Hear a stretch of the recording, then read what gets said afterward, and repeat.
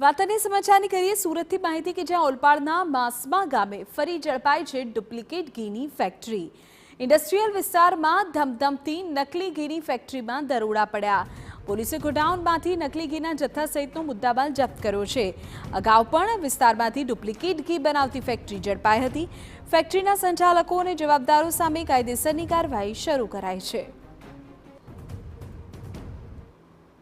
सूरत जिल्ला में असलीना नामे नकलीनो खेल यथावत है। सूरत जिल्ला में वधु एकवार नकली प्रोडक्ट बनावतुं कारखानु झड़पायुं छे। स्टेट विजिलन्सनी टीमे चोक्कस बातमीना आधारे आ कारखानु झड़पी लीधुं छे। हाल आपणे छीए सूरत जिल्लाना ओलपाड तालुकाना मासमा गामनी सीममां जे जीआईडीसी विस्तार आवेलो छे। आ जीआईडीसी विस्तारमां एक नकली घी बनावतुं कारखानु धमधमतुं होવાનું स्टेट विजिलन्स टीमने बातमी मळी हती।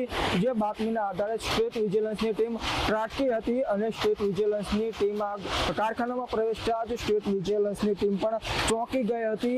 એક નહીં બે નહીં પણ મોટી સંખ્યામાં તેલના ડબ્બાઓ અહીંયા તેમજ ઘીના નકલી બનાવેલા ડબ્બાઓ પડ્યા હતા, જેને લઈને સ્ટેટ વિજિલન્સની ટીમ દ્વારા તુરંત એફએસએલની પણ મદદ લેવામાં આવી હતી। સ્ટેટ વિજિલન્સની ટીમ દ્વારા હાલ અલગ અલગ મશીનરીઓ તેમજ જે નકલી ઘી ભરેલા જે ડબ્બાઓ છે તે પણ કબજે કરવામાં આવ્યા છે। દ્રશ્ય સીધા आप જોઈ શકો છો કે આ કારખાનામાં મોટી સંખ્યામાં अलग अलग સાઈઝના પ્લાસ્ટિકના તેમજ પતરાના ડબ્બાઓ નજરે ચડી રહ્યા છે। હાલ તો આ કારખાનું સીલ કરી દેવામાં આવ્યું છે અને જે પણ આ કારખાનામાં કામદારો હતા તેમજ સંચાલકો હતા તેઓને ઓલપાડ પોલીસ મથક ખાતે લઈ જવામાં આવી રહ્યા છે અને કેટલા ટકા આમાં નકલી મિશ્રણ થતું હતું તે દિશામાં હાલ એફએસએલની પણ મદદ લેવામાં આવી રહી છે। જે રીતે સુરત જિલ્લામાં નકલી કારખાનાઓ ઝડપાઈ રહ્યા છે જેને લઈને લોકો પણ ચિંતામાં મુકાયા છે। સુરત જિલ્લામાં આ પહેલીવાર નથી, અગાઉ પણ નકલી શેમ્પુ હોય, નકલી ગુટકા હોય કે નકલી ઘી હોય